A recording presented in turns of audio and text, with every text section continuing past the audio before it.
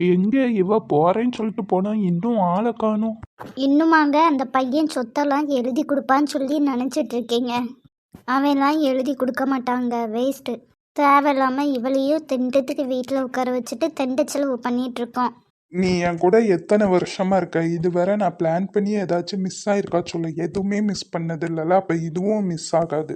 நீங்கள் பிளான் பண்ண மிஸ் ஆகாது தான். ஆனால் ஆப்போசிட்டில் இருக்கிறது யார்? ஆதி. நீங்கள் ஒரு பிளான் பண்ணிங்கன்னா அதை நடக்கூடாமல் பண்ணுறது தான் அவனோட வேலை. அதுவும் இல்லாமல் அவங்க முதல் பொண்டாட்டி பாசத்தில் அப்படி பையன் மேலே அவன் லைட்டாக அழுது அம்மா என் கூட வந்துருங்கன்னாலும் பேருவா பின்னாடியே. இந்த தடவை மிஸ்ஸே ஆகாது. ஏங்க வந்துட்டியாமா? வாமா. ஆதி என்ன சொன்னா?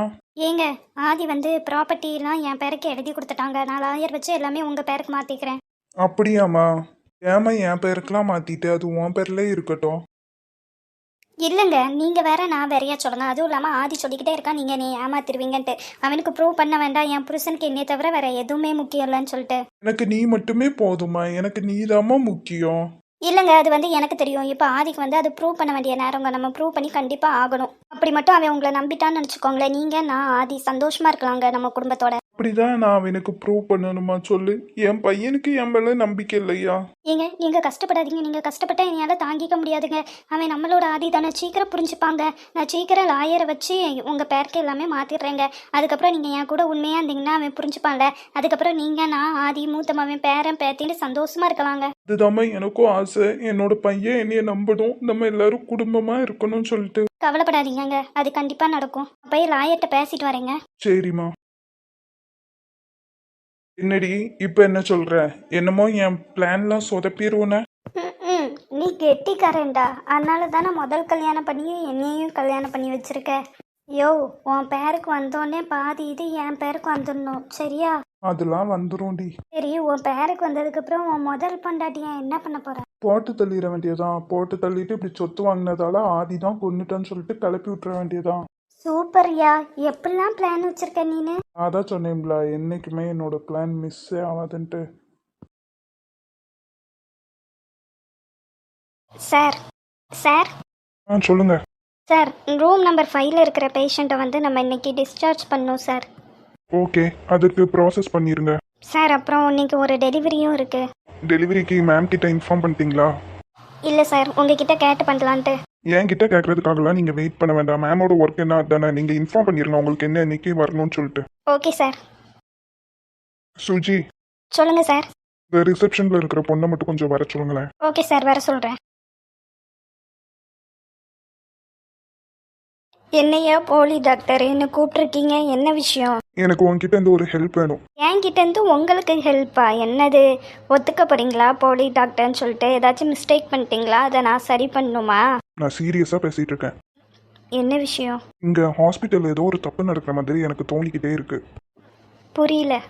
சிசிடிவியில் செக் பண்ணும்போது யாரோ ஹாஸ்பிட்டலில் இருக்கிற கார்பன் டை ஆக்சைடை ரிலீஸ் பண்ண ட்ரை பண்ணியிருக்காங்க.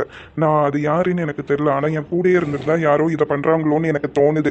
அதனால் நீ எல்லாத்தையுமே வாட்ச் பண்ணும். நான் அந்த ஹாஸ்பிட்டலில் யாருமே நம்பல ஒன்றையை தவிர. எனக்கு அது மட்டும் கொஞ்சம் வாட்ச் பண்ணி சொல்லு. யார் யார் என்னென்ன பண்ணுறாங்கன்னு கொஞ்சம் பார்த்துக்கோ, சரியா? நான் இப்போ வந்தவ தானே, எதுக்கு? தெரியல, எனக்கு உன் மேலே இருக்கிற நம்பிக்கை அந்த ஹாஸ்பிட்டலில் வேறு யார் மேலேயும் இல்லை. யாருக்கு என் மேலே அப்படி என்ன கோவம், யார் இதை ட்ரை பண்ணுறாங்கன்னு எனக்கு தெரியலை. எனக்கு தெரிஞ்சு யாருக்கும் நீங்கள் போலி டாக்டர்ன்ட்டு தெரிஞ்சிருக்கா, அதனால தான் அவங்க இப்படி பண்ணியிருக்காங்க. நீ என்னை எவ்வளோ நல்லா கலாச்சிக்கோ, நான் உன்னையே தான் நம்புகிறேன். எனக்கு கொஞ்சம் பார்த்து சொல்லு. சரி, பண்ணதே நான் தான், என்னையவே நம்புகிறேன்னு சொல்கிறேன். யாருக்கு என்ன பண்ணோன்னு தெரியலையா? உனக்கு என்ன தெரியாமல் இருக்கலாம், ஆனால் உன் குடும்பத்துக்கு நல்லாவே தெரியும். உன்னை அழிக்காமல் விட மாட்டேன்டா நான். நம்ம மேலே அப்படி யாருக்கு என்ன கோவமாக இருக்கும்? நம்ம யாருக்கும் அப்படி எந்த துரோகமும் பண்ணலையே. யார் நம்ம ஹாஸ்பிட்டல்லேருந்து கார்பன் டை ஆக்சைடு பேஷண்ட்க்கு ரிலீஸ் பண்ண ட்ரை பண்ணியிருப்பாங்க? நான் மட்டும் அப்போ சிசிடிவி பார்க்காம இருந்தால் எத்தனை பேர் உயிருக்கு என்ன ஆபத்துலாம் வந்திருக்கும்? நம்ம ஹாஸ்பிட்டலுக்கு எவ்வளோ பிரச்சனைலாம் வந்திருக்கும். கடவுளே காப்பாற்றிட்டேன். தாராவிங்க தூங்கிட்டு இருக்காங்க, நானும் டிஸ்டர்ப் பண்ண வேண்டாம்னு சொல்லிட்டு விட்டுட்டேன்.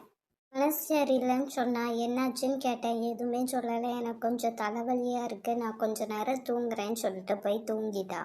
சரிம்மா, தூங்கட்டும், நம்ம டிஸ்டர்ப் பண்ண வேண்டாம். அவள் எந்திரிச்சோடனே சாப்பாடு டீ காஃபி எல்லாம் போட்டு கொடுத்துரு. பாருடா தங்கச்சி மேலே பாசத்தை. பின்ன இருக்காதாடி, அவள் வெளியில் அவ்வளோ சீக்கிரம் யார்கிட்டயும் எந்த கஷ்டமுமே சொல்ல மாட்டா. அவளுக்கு ஏதாச்சும் ஒரு மாதிரி இருந்துச்சுன்னா உன்னை தேடி தான் வருவா. அப்படி இருக்கும்போது நம்ம தானே பார்த்துக்கணும்.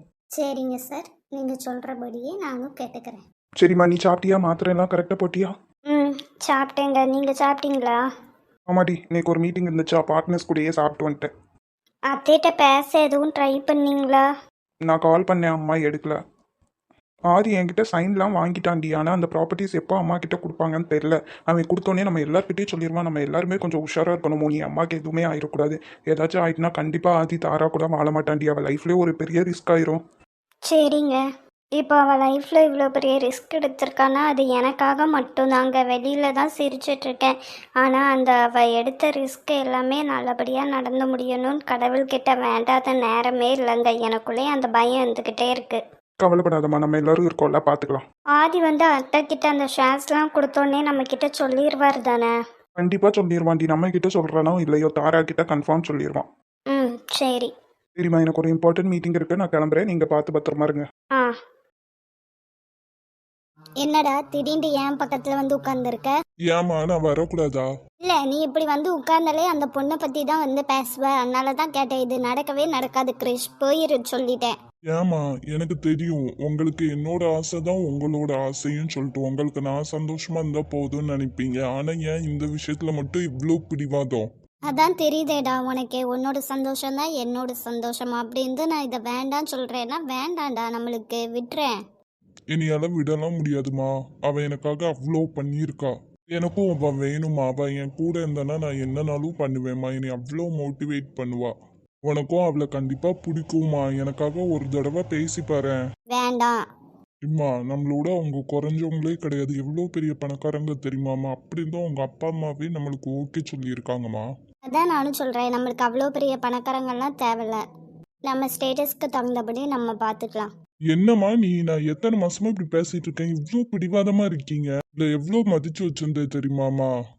நீ என்னன்னாலும் சொல்லிக்கோ கிரிஷ். ஒரு அம்மா என்றைக்குமே பையனுக்கு கெட்டன்னு நினைக்க மாட்டா.